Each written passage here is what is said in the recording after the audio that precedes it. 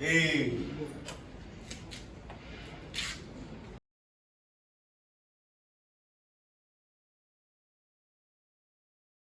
Hello, what up, people? Yes, this is your Einstein in the Flash season 5. Last time we were discussing how you can be able to manipulate electric fields using magnetic fields and vice versa. We will be discussing how we can be able to manipulate biological matter. Yes. So last time that's why we started with pheromones. They will be delving deeper into it. They will be continuing our concepts here. But before that, come on. Yeah, I was going to buy groceries. The grocery store. And then this poor old woman, she met me and was like, "Hey, where are you going?" And I was like, "I'm going to get some tomato." Son, be careful. There are wizards and witches around. Wizard. Beware, the shopkeeper uses magic. Like, what? Magic? What? Yeah, shopkeeper. That is serious. There are wizards around. You should be careful of where you step. And what since we came back, people are angst. They are always afraid. They are fearful. They think there are wizards and witches around. Wizard. Ah, well.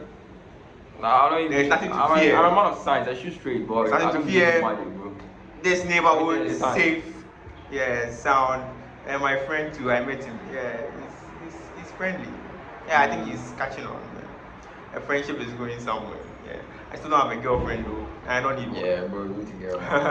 Okay, yeah. So back to business.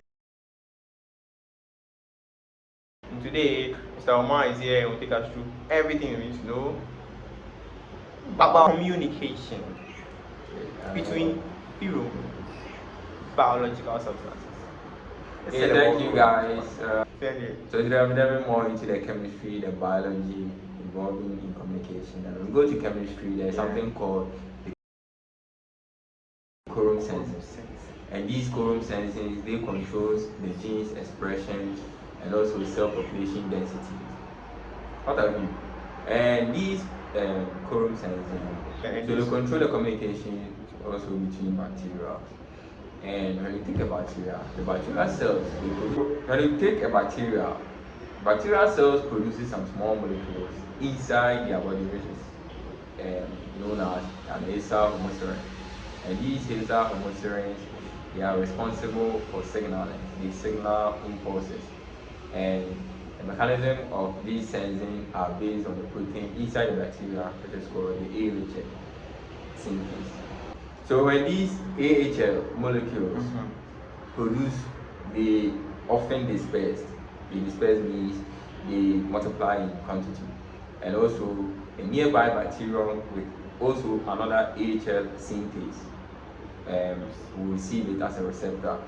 And also it bounds it with the DNA where there is a translation of the similar in cellular communication. That is the main communication between. There are 3 steps involved in the cellular communication. The first thing I talk about is the reception of the ligands. This signal producing cell could send a signal or a molecule in the form of a phosphate. And these phosphates, when it attaches to a protein, when proteins attaches to this, we have a relay molecule, which also helps in the transaction of the signal cells to also target the site, which of course is usually the nucleus. You know, our main base is on the nucleus in the communication between them. Yeah. So as the relay molecules of these transduce, they are remodeled. After remodeling in a way before they get to their target site. So they remodel before they are ready to get to the target site. Then, when it appears as its target, there will be a response in the form of a gene activation. And what have we? And when it comes to mammals, alongside with mammals, like reptiles and amphibians, they also have a tissue that can also detect pheromones. And this tissue is called the verminous organ, that's the venom. And studies have proposed that some potential humans, pheromones such as the AND, This is found in male sweat, and also the ETM. This is also found in the female. When we want to really understand the individual behavior of these cells, we have to account for statistical mechanics. Here is where our mechanics kicks in. And take the statistical mechanics is a discipline of physics which broadly speaks about the aims and describe microscopic observables of general systems, including their interactions. So in this, we account for the pheromones to be a microscopic observables.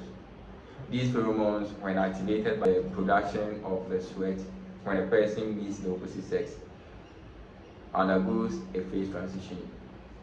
And this phase transition is an upward, and also it is discontinuous and it changes in the microscopic properties of the system. Often as a result of energy exchange with the environment and driven by changes in the microscopic interaction patterns. Okay, let's get dynamic. In dynamical systems, it deals with a branch of a classical physics that describes the dynamics of a multiple variables. Example like a molecular concentration or the. In terms of a set of linear or nonlinear differential equations, we will use these equations to ascertain the dynamics of these multiple pheromones. Just like the release of the AHL molecules by the AHL synthase in the bacteria. There is also a macro process. And this macro process on a finite discrete state, often on a graph. This was also defined by a probability matrix that describes the probability of the transition between the connecting states. So when there is an exchange between these pheromones, we account for the probability of the behavior. So this probability behavior often based on the hormones, since we want to account for the behavior of all the small biological molecules that we cannot account for in the normal laws of physics. When we are done with that, we can also chip in the Schrodinger's equation. And every physicist knows the Schrodinger's equation. It's the Schrödinger equation that accounts for the behavior for the subatomic particle, the individual subatomic particles within these pheromones. A typical means we could use to visualize the movement and exchange of these pheromones would be Brownian motion. This motion was a great curiosity in the past, but was suspected to be an outcome of the basic constituents of matter that are susceptible to thermal agitation. There exists a noise-induced phenomenon, the resonant activation, where the rate of transition is maximized by modulation of an external signal at an optimal rate. Biological systems in cellular level live on a variety of noises, the ambient temperature in particular. Biological systems can move corporately in thermal fluctuation backgrounds and susceptibly in response to external fields. As statistical mechanics would describe the movement of the unpredictable movement of these microscopic biological systems, what we are really interested in is the energy used by these systems to transmute, the chemistry behind their change in behavior when they are subjected to external fields of energy. There are some scientists that have tried to research into what love actually is. When people meet themselves for the first time and they tell you love at first sight, which I don't believe in it. Aside our mini projects, we've been getting commendations. Now, fans out there, there's something big coming. Yeah, you should anticipate something big coming. Yeah, and I'm seeing some people reacting to the progress we've made so far. The progress we've made so far is a surprise. Yeah. Okay, but then I'm always grateful for that. By all means.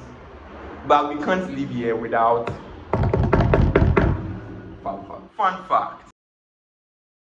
For your fun fact for today, do you know that there was an olden technique which we use to detect if a female is pregnant?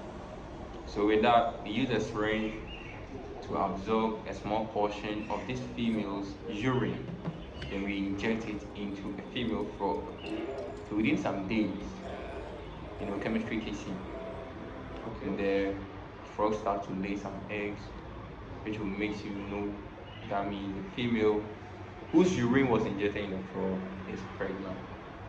At first, there was no properly advanced technology for checking if you are pregnant like that. What? Yeah, I'm pissed. The frog is pissed. A frog? The frog. Get out of here! Get out of here! Yeah. What? Bye bye.